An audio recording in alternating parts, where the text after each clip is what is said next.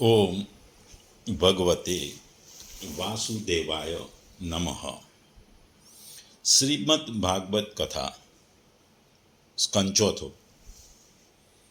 ચોથા સ્કંદનો છઠ્ઠો અધ્યાય. આ છઠ્ઠા અધ્યાયમાં દેવતાઓ બ્રહ્મા પાસે જાય છે અને બ્રહ્મા અને દેવતાઓ કૈલાસ પર જાય છે અને ત્યાં મહાદેવજીને મનાવવાના જે પ્રયત્નો કરે છે એની વાત કરવામાં આવે છે. આપણે જાણીએ છીએ હંમેશા ધર્મ અમર રહે છે, શક્તિ પણ જીતે છે, ધર્મ અમર રહે છે, સત્યનો વિજય પણ થાય છે. આવી એક વાત છે, એક અકિલિસ જે ગ્રીક પક્ષનો સૌથી શક્તિશાળી યોદ્ધા હતો અને હેક્ટર એ ટ્રોયનો રક્ષક અને શ્રેષ્ઠ યોદ્ધા હતો. હેક્ટરે અકિલિસના સૌથી નજીકના મિત્ર પેટ્રોક્લસને મારી નાખ્યો. આને કારણે અકિલિસ ક્રોધેથી ભરાઈ ગયો અને એ યુદ્ધમાં આવ્યો. હેક્ટર ટ્રોય શહેરની બહાર ઊભો હતો. એને ખબર હતી કે અકિલિસ સામે જીતવું ઘણું અઘરું છે, પણ એ ભાગતો નથી, કારણ કે પોતાના શહેર અને પરિવાર માટે લડવું એ એની ફરજ હતી, પછી પરિણામ ગમે તે હોય. અકિલિસ મેદાનમાં આવે છે. હેક્ટર અકિલિસને જોઈને ડરી જાય છે. એ ટ્રોયના કિલ્લાની આજુબાજુ દોડે છે. અકિલિસ એનો પીછો કરે છે. દેવી અથિના હેક્ટરને ભ્રમમાં મૂકે છે. તે હેક્ટરને કહે છે કે હું તારી મદદ કરીશ, પરંતુ એ માત્ર એક છળ હતું.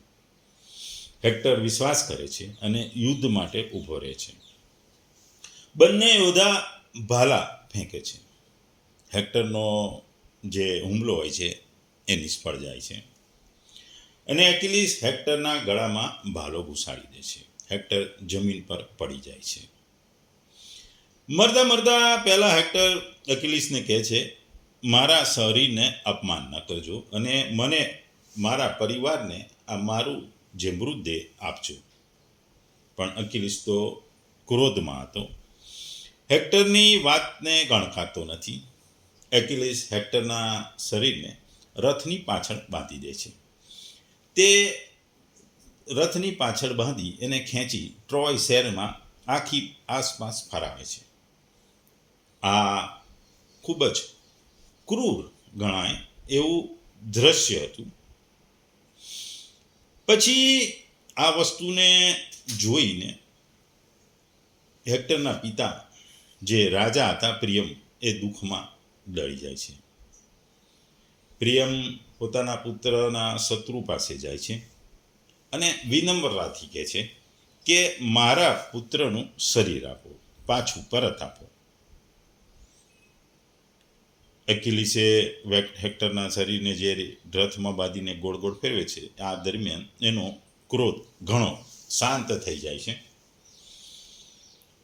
તે ક્રોધ શાંત થતાં એ હેક્ટરનું શરીર એના પિતા પ્રિયમને આપી દે છે. એટલે જ્યારે વિનમ્રતા અને માનવતા, આપણે જાણીએ છીએ કે ક્રોધને પણ શાંત કરી દે છે. આ ગ્રીક વાર્તા. આવી એક વાર્તા ફ્રેન્ચ સાહિત્યમાં છે કે જીન વેલ્જીન ચોરી કરે છે. પોલીસ તેને પકડી લે છે, પણ પાદરી કહે છે કે આ ચાંદી એણે એને ભેટમાં આપી હતી. એટલે જીન વાલીજન છૂટી જાય છે. આને કારણે વાલીજનનું જીવન બદલાઈ જાય છે અને સારો માણસ બની જાય છે. આવી જ વાર્તા વાત મહાભારતમાં યુદ્ધમાં છે. પાંડવો અને કૌરવો વચ્ચે યુદ્ધ થાય છે. એ પહેલા ભગવાન કૃષ્ણ શાંતિ માટેનો પ્રયત્ન કરે છે. એ વિનમ્રતાથી સૂચનો આપે છે અને સમાધાન પણ સૂચવે છે. પણ કૌરવો અહંકારથી ઇનકાર કરે છે. પછી મહાયુદ્ધ થાય છે અને યુદ્ધને કારણે કૌરવોનો વિનાશ થાય છે. એટલે ખબર પડે કે વિનમ્રતાથી સ્વીકારશો તો શાંતિ મળશે, નહીં તો વિનાશ નક્કી જ છે. એવી જ વાત આ અધ્યાયમાં થાય છે. આ અધ્યાયમાં કરવામાં આવી છે. અહંકાર માણસને પતન તરફ લઈ જાય છે. આ અધ્યાયમાં જોઈએ તો ઘણી બધી વસ્તુ જાણવાની છે. આપણે જોયું કે દક્ષ યજ્ઞ કરે છે. યજ્ઞ એટલે આપણે જો આગળ વાત કરીએ એમ જ્યોતિની ઉપાસના. અગ્નિ તે જ્યોતિ. યજ્ઞ કર્મનો તાત્વિક અર્થ એવો હોય છે કે અગ્નિ રૂપે પ્રતિક સ્થાપીને અંતઃકરણમાં રહેલા વિષ્ણુ તત્વને શોધ કરવી, વિષ્ણુને રીઝવવા, વિષ્ણુની શોધ કરવી. અર્થાત યજ્ઞમાં અગ્નિ નહીં પણ વિષ્ણુ જ એ જ પરમ પ્રાપ્ત કરવા યોગ્ય તત્વ છે. કર્મકાંડીઓને આને ખ્યાલ રાખતા નથી. તેને તો યજ્ઞ એટલે અગ્નિ અને અગ્નિનો વિસ્તાર વધારે જાય છે. ગીતામાં તેમને વેદવાદરતા કહ્યા છે. પ્રાચીન કાળથી જ્યોતિની ઉપાસના આપણે ત્યાં ચાલી આવી છે. જ્યોતિને પ્રજ્વલિત રાખવા માટે પૂર્વ સમિત અને ઉત્તર સમિત અર્પણ થાય છે. વિધિ પાછળનો હેતુ હોય છે કે જ્યોતિમાં વિષ્ણુ તત્વનું ધ્યાન સરળતાથી થાય. પ્રાચીન બહર્ષિ રાજાએ એટલો બધા યજ્ઞો કર્યા હતા કે પૃથ્વી આખી દર્ભથી છવાઈ ગઈ હતી. નારદજી આ જોયું એટલે રાજાને સમજાવવા ગયા. નારદજીએ કહ્યું, હે રાજા, તું શું કરી રહ્યો છે? એનો તો વિચાર કર. યજ્ઞ ઉપર યજ્ઞ અને બલિ ઉપર બલિ આપી રાખે છે, પણ તે બલિદાનના પશુઓ તારા ઉપર વેર લેવા તડપી રહ્યા છે ને તો જો એમ કહી નારદજીએ રાજાને દિવ્ય દ્રષ્ટિ આપી અને એને શિંગડા ઉગામી ઉભેલા પશુઓ બતાવ્યા. ત્યારે રાજાને જ્ઞાન થયું અને રાજાએ બધું બંધ કરી દીધું. દક્ષના યજ્ઞની ભૂમિકા જ એવી હતી કે ત્યાં વિષ્ણુ તત્વ રહે નહીં અને જ્યાં વિષ્ણુ તત્વ નહીં રહે ત્યાં શ્રી પણ નહીં આવે. પરિણામે અણધાર્યા વિઘ્નો આવી પડે. દક્ષના યજ્ઞમાં વિઘ્ન આવ્યું. વિઘ્નમાં ઘણી બધી તારાજી થઈ. એ વાત હવે આગળ અહીં આ અધ્યાયમાં કહે છે. મૈત્રેયજી વિદુરજીને કહે છે કે આ પ્રમાણે જ્યારે રુદ્રના સેવકોએ દેવતાઓને હરાવી દીધા, તેમના સગળા અંગ પ્રત્યંગો, ભૂતપ્રેતોના ત્રિશૂળ, ખડગ, ગદા વગેરે હથિયાર છિન્ન ભિન્ન થઈ ગયા અને તે ઋત્વિજો અને સભાજનો સહિત ઘણા બધા ડરી ગયા અને એઓ બધા ભેગા થઈ અને બ્રહ્માજી પાસે ગયા.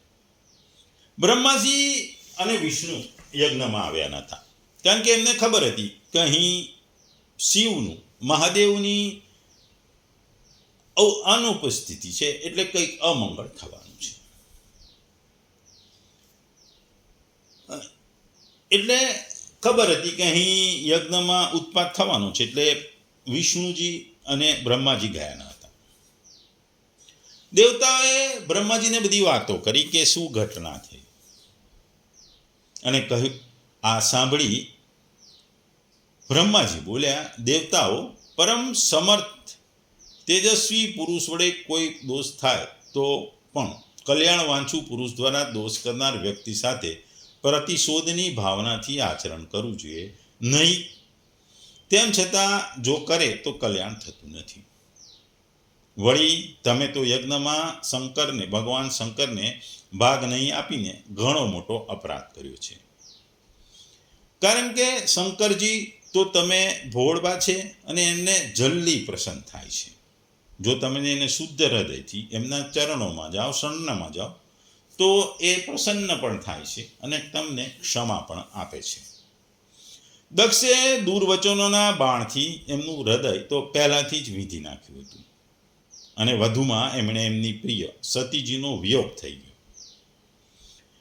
જો તમે ઈચ્છતા હો કે યજ્ઞ ફરીથી આરંભાઈને પૂર્ણ થાય તો પહેલાં જલ્દી જઈને એમની પાસે પોતાના અપરાધો બદલ ક્ષમા માંગો. તમે ભગવાન શંકર પાસે જઈ ક્ષમા યાચના કરો. આપણે જાણીએ છીએ કે ભગવાન શંકર એ શક્તિનું સામર્થ્ય છે, તે તેમનું પોતાનું છે. એમના આ સામર્થ્યને ઋષિમુનિઓ, દેવતાઓ અને યજ્ઞ સ્વરૂપ દેવરાજ ઇન્દ્ર પણ નથી જાણતા, અને નથી તો હું સ્વયં પણ જાણતો. પછી બીજાઓની વાત શી કરવી? આવી પરિસ્થિતિમાં તેમને શાંત કરવાનો ઉપાય કોણ કરી શકે? દેવતાઓએ આ પ્રમાણે કહી બ્રહ્માજી તેમને પ્રજાપતિઓ અને પિતૃઓ સાથે લઈને પોતાના લોકમાંથી નીકળી પર્વત શ્રેષ્ઠ કૈલાસમાં ગયા. કૈલાસ એ શંકરનું પ્રિયધામ છે. તે કૈલાસ પર ઔષધિ, તપ, મંત્ર, યોગ વગેરે ઉપાધિઓથી સિદ્ધ પામેલા અને જન્મથી સિદ્ધ દેવતાઓ હંમેશા ત્યાં નિવાસ કરે છે. કિન્નરો, ગંધર્વો, અપ્સરાઓ વગેરે હંમેશા ત્યાં વિદ્યમાન હોય છે. તેને મણિમય શિખરો છે, જે વિવિધ પ્રકારની ધાતુઓથી રંગબેરંગી લાગે છે. તેના ઉપર વૃક્ષો, લતાઓ, ઝાડીઓ વગેરે છવાયેલા છે, અને અસંખ્ય પશુઓ પણ વિચરતા રહે છે. ત્યાં અનેક નાના મોટા ઝરણા છે, જળના ઝરણા છે, ઘણી બધી ગુફાઓ, શિખરો અને ઘણું બધું છે. તે બધી બાજુએ મયુરોની કેકા, મદાન ભમરાઓના ગુંજન, કોયલના કુહુ ધ્વનિ અને બીજા અનેક પક્ષીઓના કલરવથી હંમેશા ગુંજતા રહે છે. તેના કલ્પવૃક્ષો પોતાની ઊંચી ઊંચી ડાળીઓ હલાવીને જાણે પક્ષીઓને નોતરી રહ્યા છે, તથા હાથીઓને હરવા ફરવાને કારણે તે કૈલાસ સ્વયં ચાલતો હોય એવું ભાસ થાય છે. અને પક્ષીઓ અને ઝરણાનો જે અવાજ છે એ તમને ખૂબ જ મનમોહિત કરી દે છે. ત્યાં ઘણા બધા વૃક્ષો છે, ઘણા બધા પર્વતો છે, ઘણી બધી ઘણા બધા વૃક્ષો અને વેલાઓ પણ થાય છે. ત્યાં જાત જાતના વૃક્ષો હોય છે, એમાં તમાલ, સાલ, તાળ વગેરે, આંબા, નીપ, નાગ, ચંપો, ગુલાબ, બોરસલ્લી, કુંદ, સોનેરી આવી બધી લતાઓ, મોગરો અને માધવીની વેલાઓ, ફણસ, ગુલમોહર, પીપળ, અંજીર, વડ વગેરે ઔષધિઓના પણ ફળો થાય છે.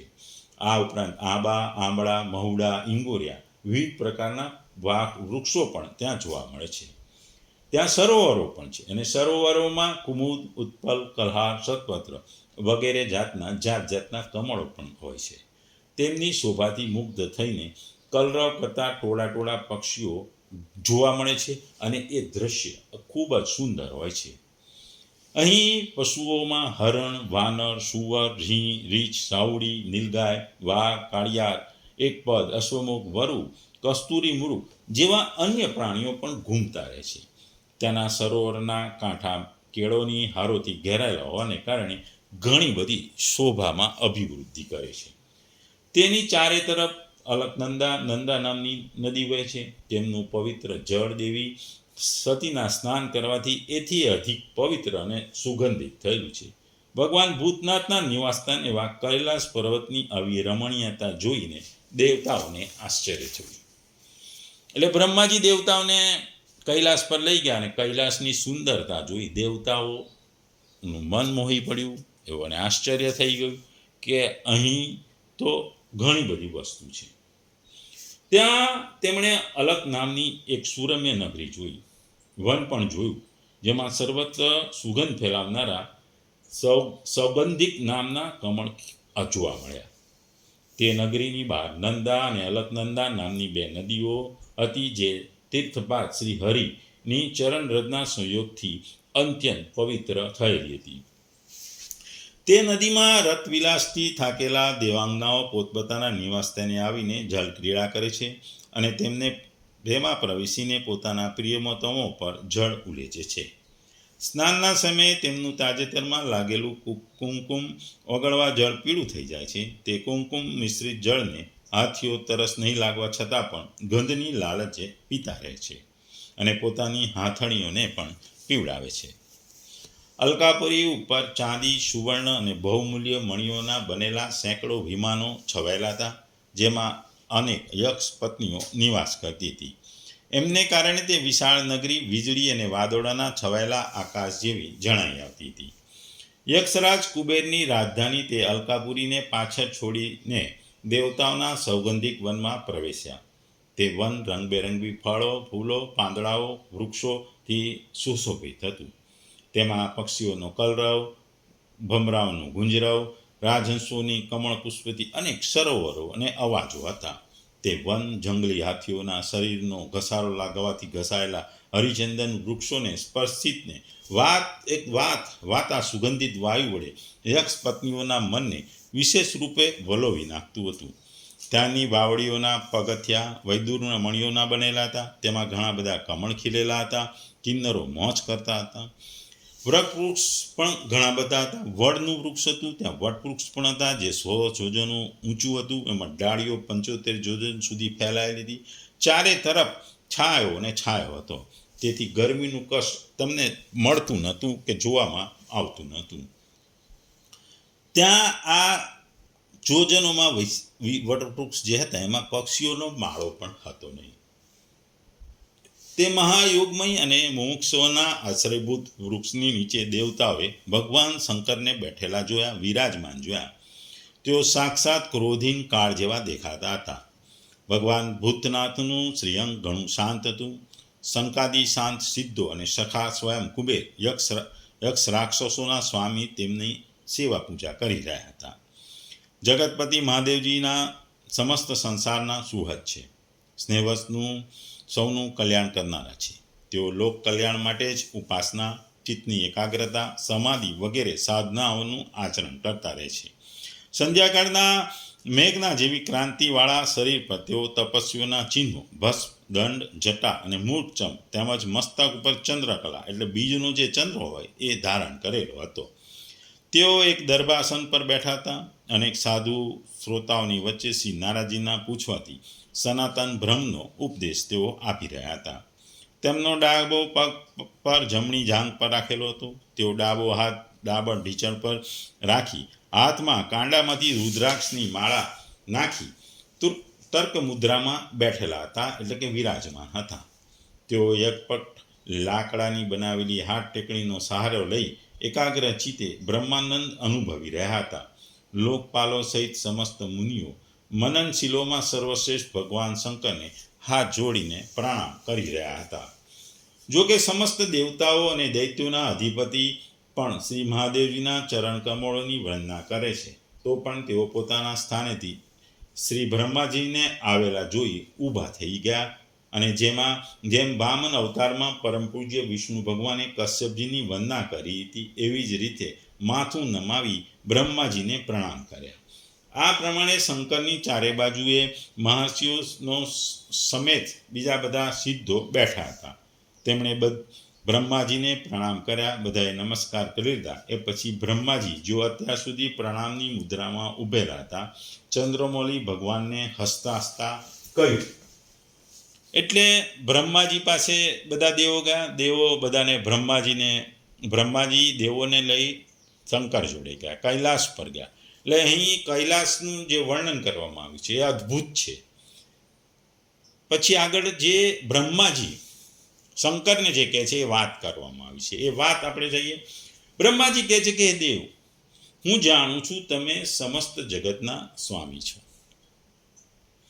કારણ કે વિશ્વની યોની એવી શક્તિ એટલે કે પ્રકૃતિ અને તેના બીજ એવા શિવ પુરુષથી પર એક રસ બ્રહ્મ છે, તે તમે છો. હે ભગવાન, તમે કરોળિયાની જેમ પોતાના સ્વરૂપભૂત શિવ શક્તિ રૂપે ક્રીડા કરી રહીને લીલાપૂર્વક જ સંસારની રચના, પાલન અને સંહાર કરતા રહો છો. તમે જ ધર્મ અને અર્થની પ્રાપ્તિ કરનારા વેદોના રક્ષણ માટે દક્ષને નિમિત્ત બનાવીને યજ્ઞ પ્રગટ કર્યો છે. તમારી જ બાંધેલી આ વર્ણાશ્રમની મર્યાદાઓ છે કે જેમનું નિયમનિષ્ઠ બ્રાહ્મણો શ્રદ્ધાપૂર્વક પાલન કરે છે. હે મંગલમય મહામહેશ્વર, તમે શુભ કર્મો કરનારાઓને સ્વર્ગલોક અથવા મોક્ષ આપો છો અને પાપ કરનારાઓને ઘોર નર્કમાં નાખો છો. તો પછી કોઈ વ્યક્તિ માટે કર્મનું ફળ ઉલટું કેમ થાય છે? જે મહાનુભાવો તમારા ચરણોમાં સમર્પિત કરી દે છે, જેઓ સગળા પ્રાણીઓ તમારું દર્શન કરે છે અને સગળા જીવોને અભેદ દ્રષ્ટિથી આત્મામાં જુએ છે, તેઓ પશુઓની જેમ ક્રોધને આધીન થતા નથી. આ સિવાય જે લોકો ભેદબુદ્ધિના હોવાને કારણે કર્મોમાં આસક્ત છે, જેમનું અંતઃકરણ શુદ્ધ નથી, જેમનું ચિત્ત બીજાઓની ઉન્નતિ જોઈ રાત દીઠ બળતું રહે છે, અને જે અજ્ઞાનીઓ મર્મભેદી દુર્વચનોથી બીજાના ચિત્તને દુભાવ્યા કરે છે, તેઓને પણ મારવા એ તમારા જેવા મહાપુરુષ માટે ઉચિત નથી, કારણ કે તે બિચારાઓ વિધાતાઓએ મારેલા છે. હે દેવાધિદેવ, ભગવાનના કમળનાભથી પ્રબળ માયાથી મોહિત થઈ જવાને કારણે જો કોઈ મનુષ્ય ક્યારેક કોઈ સ્થાને ભેદબુદ્ધિ થાય છે, તો પણ સાધુજનો પોતાના પરમ દુઃખ કાતર સ્વભાવને કારણે તેના પર કૃપા કરે છે. ભાગ્યવશ જે કંઈ બનવા પામે છે તેને રોકવાનો તેઓ પ્રયત્ન કરતા નથી. હે પ્રભુ, તમે સર્વજ્ઞ છો. પરમ પુરુષ ભગવાનની દુસ્તર માયા તમારી બુદ્ધિને સ્પર્શી પણ શકી નથી. તેથી જેમનું ચિત્ત તેને વશીભૂત થઈ કર્મ માર્ગમાં આસક્ત થઈ રહ્યું છે, તેમના વડે અપરાધ થઈ જાય તો પણ તેમના પર તમે કૃપા કરવી જોઈએ. હે ભગવાન, તમે જ સઘળા યજ્ઞોને પૂર્ણ કરનારા છો. યજ્ઞ ભાગ મેળવવાનો પણ તમને પૂરેપૂરો અધિકાર છે. તેમ છતાં દક્ષ યજ્ઞના આ બુદ્ધિહીન યાજકોને તમે યજ્ઞ ભાગ આપ્યો નથી. એને લીધે જ આ યજ્ઞ તમારા દ્વારા વિધ્વસ્ત થયો છે. હવે તમે આ અધૂરા યજ્ઞને પુનરુદ્ધાર કરવાની કૃપા કરો. હે પ્રભુ, એવું કરો કે જેથી યજમાન દક્ષ પાછો ફરી જીવતો થાય, ભગ દેવતાને આંખો મળી જાય, ભૃગુજીને દાઢી મૂછ આવી જાય, અને પૂષાના પહેલા હતા એવા દાંત ફૂટી આવે. હે રુદ્રદેવ, અસ્ત્ર શસ્ત્ર અને પથ્થરોની જડીથી જે દેવતાઓ અને ઋત્યુજોના અંગ પ્રત્યંગ ઘાયલ થઈ ગયા છે, તેને તમારી કૃપાથી ફરી બધું બરાબર થઈ જાય. યજ્ઞ સંપન્ન થવાથી જે કંઈ શેષ રહેશે એ સદાને માટે તમારો યજ્ઞ ભાગ હશે. હે યજ્ઞ વિધ્વંસક, આજે આ યજ્ઞ તમારા જ ભાગથી પૂર્ણ થાવ. ટૂંકમાં જે ઘટનાઓ ઘટી એની વાત છે. આપણે જોયું કે દક્ષ પ્રજાપતિએ જે યજ્ઞ કર્યો હતો એમાં એણે એમની પુત્રી સતી અને જમય શિવને અપમાનિત કર્યા, અને આ અપમાનને કારણે સતી અગ્નિને સમર્પિત થઈ જાય છે. પરિણામે શિવને ક્રોધ આવે છે. આ ક્રોધથી એ વીરભદ્રને ઉત્પન્ન કર્યા છે, અને જે વીરભદ્ર યજ્ઞનો વિનાશ કરે છે. એ વીરભદ્ર દેવતાઓને યજ્ઞમાં ભાગ લેનારાઓને ઘાયલ કરે છે. આ ઘાયલ થયેલા દેવતાઓ અને યજ્ઞમાં ભાગ જે હતા એ લોકોને યજ્ઞ પૂરો કરવાની ઈચ્છા હતી, અને જે વીરભદ્રએ દક્ષને મારી નાખ્યો હતો એને પુનઃજીવિત કરવાની હતી. એટલે આ બધી સમસ્યાઓને લઈને એવો બ્રહ્માજી પાસે જાય છે. આ વાતો સાંભળીને બ્રહ્માજી તો કહે છે કે શિવ એ શક્તિ છે અને એના સિવાય સંસાર ચાલતો નથી, માટે આપણે બધાએ ભેગા થઈ શિવ પાસે જવું પડે અને શિવજીને વિનંતી કરવી પડે, કારણ કે શિવનો ક્રોધ આપણે જોયો. આપણે જોઈએ છે કે શિવ એ ભોળા પણ છે. એટલે આપણે હવે એમની પાસે ક્ષમા યાચના કરી પ્રાર્થના કરવી પડશે. એટલે દેવતાઓ, બ્રહ્માજી અને બીજા બધા જે હોય છે એ કૈલાસ પર્વત ઉપર જાય છે. આપણે જોયું કે કૈલાસની સુંદરતા ખૂબ હતી. આ અધ્યાયમાં એની સુંદરતાનું ખૂબ જ વર્ણન કરવામાં આવ્યું છે. ત્યાં વહેતા ઝરણા, સરોવરો, નદીઓ, વૃક્ષો, લતાઓ, ફૂલો, પશુઓ, આ તમામનું ખૂબ જ સુંદર વર્ણન કરવામાં આવ્યું છે. અને આ બધાની વચ્ચે શંકર ભગવાન તર્ક મુદ્રામાં બિરાજમાન હતા. જેવા બ્રહ્માજી પહોંચે છે, શંકર બ્રહ્માજીને જોવે છે, એટલે એ ઊભા થઈ બ્રહ્માજીને આવકાર આપે છે, અને એ ભગવાન એટલે એ બ્રહ્માજીને પણ નમન કરે છે, માથું નમાવીને પ્રણામ કરે છે, અને બ્રહ્માજી પણ સામે શંકરને પ્રણામ કરે છે.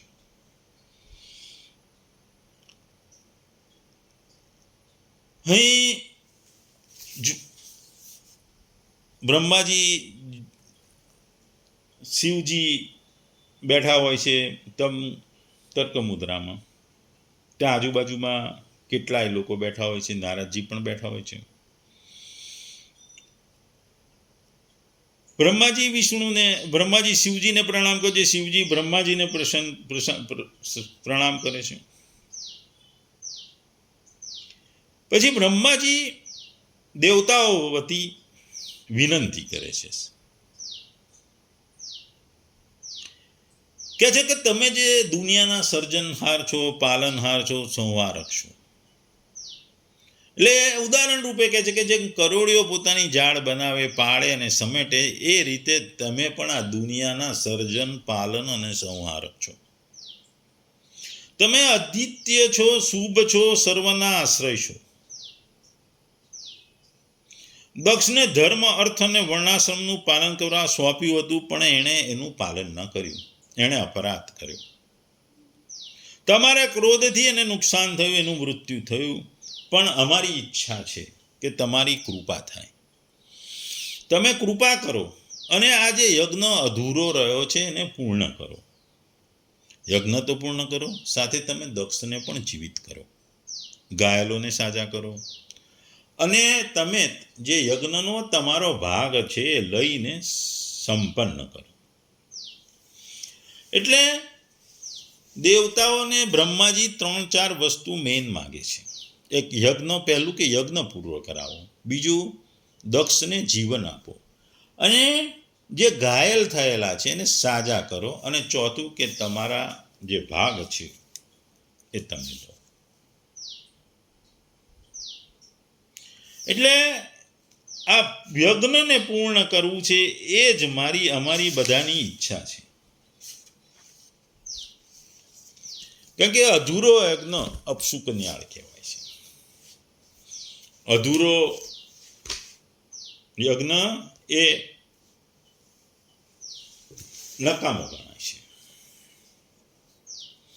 જો આપણે આ વસ્તુમાંથી જો શીખીએ તો ઘણું બધું શીખશે. પહેલી વસ્તુ, જે અધ્યાયનો પ્રવાહ છે, જે દેવતાઓએ ભયભીત બ્રહ્માજી પાસે છે, વિનાશ પછીનું જે સમતોલન છે, રિસ્ટોરેશન, એ બતાવે છે. બીજી વસ્તુ, દેવતાઓની સ્થિતિ ભયની સ્થિતિ હોય છે. એટલે કે શિવનું અપમાન થયું એટલે આપણે ખોટું થયું, પરિણામ ભોગવવું પડ્યું. એટલે એ વસ્તુ છે કે જ્યારે આપણે કંઈ ખોટું કરીએ છીએ ત્યારે આપણા મનમાં જે અશાંતિ અને ભય ઉત્પન્ન થયું છે, એવું દેવતાઓની સ્થિતિ છે. પછી બ્રહ્માજી માર્ગદર્શન આપે છે. આપણે જીવનમાં પણ ગુરુ છે, પિતા, માતા, જ્યારે આપણે મુશ્કેલી આવે છે ત્યારે આપણને સાચું જ્ઞાન અને માર્ગદર્શન આપે છે. એ આ બ્રહ્મા જે જ્ઞાન આપે છે એ બતાવે છે કે સમસ્યાનો ઉકેલ અહંકારથી થાય, અહંકારથી ના થાય, વિનમ્રતાથી થાય. પછી શિવની પાસે જાય છે. શિવ એ કૈલાસ પર્વત એ ચેતનાનું મોટું કેન્દ્ર છે. ત્યાં પહોંચવું એટલે આધ્યાત્મિક ઉન્નતિ મળે છે. સમસ્યાનો ઉકેલ ઉચ્ચ ચેતના સુધી જવાથી મળે છે, એ વાત થાય છે. પછી શિવનો સ્વભાવ, ક્રોધ પછી શાંતિ આવે છે. શિવના ક્રોધ એ સ્થાયી નથી. એ માત્ર ધર્મ માટે એમનો ક્રોધ હતો, પછી એ ધીરે ધીરે એમનો ક્રોધ ઘટી જતો રહે છે અને શાંતિ આવે છે. સાચા યોગીની વાત છે, ક્રોધ કરે પણ દ્વેષ ના રાખે, હંમેશા શાંતિમાં પાછા આવે. પછી દેવતાઓની પ્રાર્થના થાય છે. દેવતાઓ શિવની સ્તુતિ કરે છે, પોતાની ભૂલ સ્વીકારે છે. શિવ સર્વમાં સમ છે, તે નિર્દોષ છે. એટલે ક્ષમા મેળવવાનો માર્ગ છે સ્વીકાર અને વિનમ્રતા. પછી શિવનો ન્યાય અને કરુણા, એ છેલ્લી તત્વજ્ઞાન મળે છે કે ન્યાય, દક્ષનો વિનાશ પહેલા, અને કરુણા, ક્ષમા અને શાંતિ. પરમાત્મા માત્ર દંડ આપતો નથી, એ સુધારવાનો મોકો પણ આપે છે. એટલે દેવતાઓ એટલે આપણા વિચારો, યજ્ઞ વિનાશ એટલે આંતરિક ગરબડ, બ્રહ્મા એટલે બુદ્ધિ, અને શિવ એટલે આત્મા. આ આપણી સાયકોલોજી. આ 4-5 વસ્તુઓ આપણા જીવનમાં હોય છે. જ્યારે અંદર ગડબડ થાય છે ત્યારે બુદ્ધિ આપણને આત્મા તરફ દોરી જાય છે. એટલે જ્યારે અંદર ગડબડ થાય છે ત્યારે બુદ્ધિ એટલે બ્રહ્મા આપણને આત્મા એટલે શિવ તરફ દોરી જાય છે. એ આખા અધ્યાયની સ્પિરિચ્યુઅલ લેવલની વાત છે. પરમાત્મામાં ક્રોધ અને કરુણા બંને હોય છે અને શાંતિ અને સમતોલન જ સત્ય છે. એ આ અધ્યાયની મુખ્ય વસ્તુ છે. ભૂલ થાય તો સ્વીકારી લેવી, અહંકારને છોડી દેવો, શાંતિ માટે ઉચ્ચ દ્રષ્ટિ અપનાવી. ક્રોધ પછી શાંતિ આવે છે. સાચી ઉકેલ હંમેશા વિનમ્રતાથી આવે છે. વિનાશ પછી પુનઃસ્થાપન થાય છે. દૈવી ન્યાય પછી દૈવી કરુણા આવે છે અને શાંતિ માટે અહંકાર છોડવો પડે. એ આ વસ્તુ છે.